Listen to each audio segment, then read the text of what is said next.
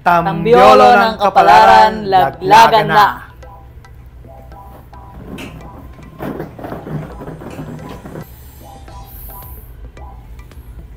Sa letrang B? Sa letrang B. 9. 9. Ano ang dapat gawin ng ibang clashers para mapataob nila kayo sa pares kontra pares? Dapat gawin nila, mag-practice sila. Talaga. Mag-practice sila ng mag-practice. Dahil? Ano sabi mo rin na? Kakainin namin sila. Ano yung kain? Rar! Tambiolo ng kapalaran, laglagan na.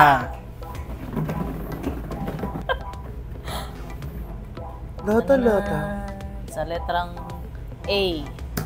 2. Question, sino para sa'yo ang strongest pair? Ang strongest pair para sa akin ay walang iba kundi si Chloe and Naya. Kasi, una sa lahat, nakikita ko yung performance nila na alam kong pak na pak. Laban na laban.